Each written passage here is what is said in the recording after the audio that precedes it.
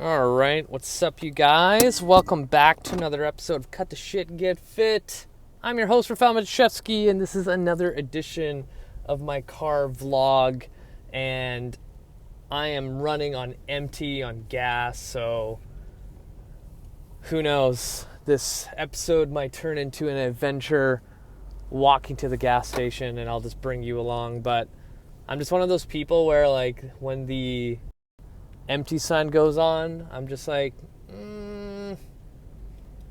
I could probably still get going.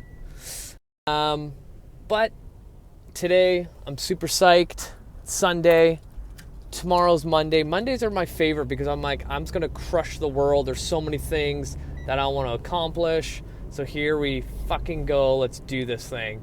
So, before I begin into the topic, I got to talk about some shoutouts. And I apologize because for number one, I totally forgot the city, but I remember the state. We've got... Actually, no, what am I saying? I think it was like... Never mind. I have no idea what I'm talking about. The number one city this past week is New York City. Shout out to everyone in New York City listening to my show. That's super cool. Number two, all the way out in Australia, a city called Brisbane. And number three, this is why I was confused. Number three, the city, I can't remember because it was one of those ones where I'm like, I have no fucking idea how I'm supposed to pronounce it. It's somewhere in Mexico. The city starts with like a CHI something. It was quite long, so I apologize to all my Mexican listeners. Like, this is terrible. But I'm super humbled to have people in Mexico listening to my show. So cool. Thank you. Okay, today's topic, and it's going to be short: overhead mobility and overhead exercises. I would say 99% of people out there today should not be doing any overhead exercise. Why? The typical person, spends probably 90% of their day sitting. So you can imagine me sitting right now in this car poses a lot of stress and force on certain joints of the body. And, I have to adapt in sitting in one spinal flexion, because I can't be up here all day. And if you're watching this video, like, I look like an idiot right now. So you end up rounding through your T-spine. Your shoulders go into this rounded posture. So now you're placing all this stress onto your anterior shoulder capsule. And then on top of that, your neck is poked forward. And your shoulder blades get into that rounded, protracted position. So when I see in clinic people with shoulder pain, a lot of times they have terrible thoracic extension, terrible scapular movement, and dissociation from the glenohumeral joint, and their glenohumeral joint cannot move without the assistance of their upper traps. All those three things are needed in order to press overhead. And if you remember my interview from with Mike Boyle, he made the joke about, like, go to an airport and see how everyone has to stand in that, scanning machine with your arms above your head. Like, no one can ever do that, right? So in order to press overhead effectively and properly, you need your T-spine, your scapulas, and your glenohumeral joint all to work together in a symphony of movement at the right times, at the right places, to press an object over your head without any kind of compensation. Since this is such a, I would say intricate movement that many people don't have, this idea of placing a weighted object and then pressing over your head without those prerequisites, things start getting sheer force into places where it shouldn't.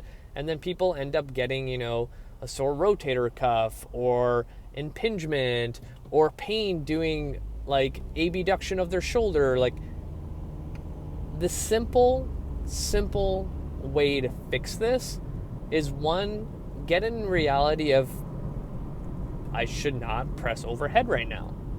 Step one. Step two, adjust exercises. So I do this a lot when I see patients in the clinic that are active but have sore shoulders. I tell them, number one, we're going to stop pressing overhead, but here's what you should do instead.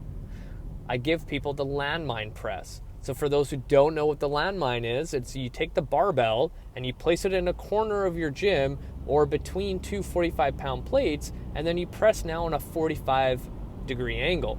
The way that exercise is designed, you have less stress on that anterior shoulder, and it promotes more scapular stabilization while building strength at the same time. Like, it's a bulletproof way. Like, I've literally had people with torn rotator cuffs, and then as we're rehabbing them, we give them this exercise, and they're like, holy shit, this is the first time I've pressed without any pain. It's like a bulletproof way to ensure your shoulder is set in the right position. Now, the other thing I tell people to do is eliminate any kind of overhead position. Meaning, if you're doing chin-ups or you're strong enough to do chin-ups, you should probably stop doing, chin-ups if your shoulder's hurt. And sometimes, like, again, I tell every client and every patient that our bodies are so well designed to cheat movement. Sometimes it works in our favor, but most of the time it works against us. So I had a client with, okay shoulder mobility, but it wasn't perfect. And when he was doing chin-ups, rather than his shoulders being the culprit of soreness or pain, it was his medial elbow, meaning the inside of his elbow.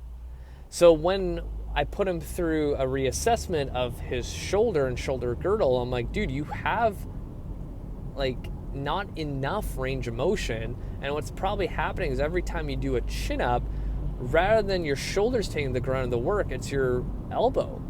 So he ended up getting golfer's elbow from doing chin ups. So, you could go down the physio or chiro route, but all I told him to do is like, hey, for the next 6 weeks, we're only going to do, horizontal rowing rather than like any kind of vertical stuff, aka your chin up or pull ups. After 6 weeks, that pain went away, right? A lot of times it's just finding the alternative that works the same muscle, but just in a different angle of pull, push, whatever it is. So now you have two things that you eliminated that's going to aggravate the shoulder or the elbow, right? So now what are some other options out there to help promote better shoulder mobility, stability, and health? So if you think about this kind of push-pull ratio that I've brought up before, you want to do a lot of pulling exercises. One of my go-tos are something as simple as, band pull-aparts. The thing with band pull-aparts is everyone does them wrong. Usually, when people have terrible shoulders and I tell them to take a band, across their body and pull it apart, they're not actually using their postural muscles that surround their scapulas. They end up just using their upper traps because they don't know how to actually utilize those postural muscles to move the backside of their body. So they get this hyperactive upper trap, and those are the same people that have tight necks, tight upper backs, and always complain that their traps are tight. And no matter how much foam rolling or lacrosse ball or massage they get, they always get tight traps. So we need to utilize a different approach, right? Just like the landmine and the no pulling overhead, you can use the same idea with certain exercises that are supposed to be good for your shoulders, but are not getting the job done because you're kind of at that point where your muscles are just not working the way they should. So an easy way to do that band pull apart is actually laying down on a bench. And the reason behind this is when you lay down on the bench and your head is supported on that bench, you have zero activity with the muscles in your neck. This is why when you go to a physio or chiro, you're laying on a table. And this is why they can actually do stuff to you without having hypertonic muscles preventing them from moving your head, your T-spine, whatever it is.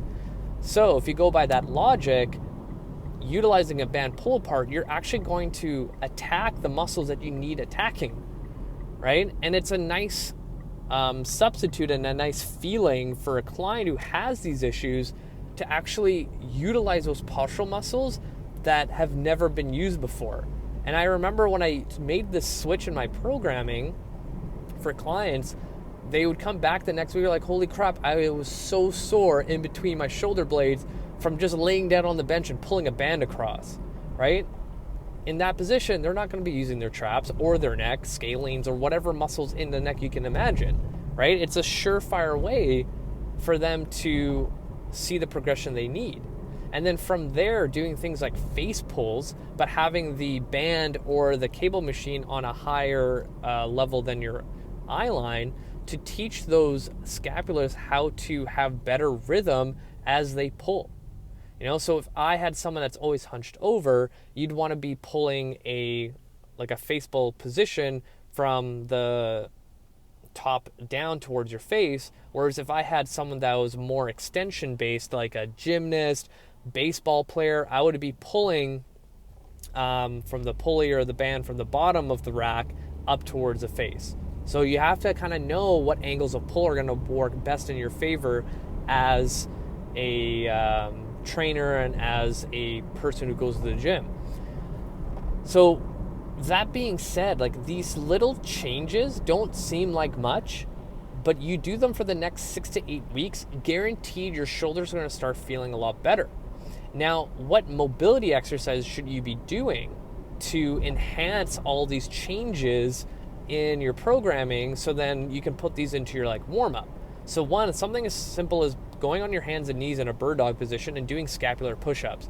You would be surprised how many people think they're doing it right, but it's another exercise where you're doing it wrong.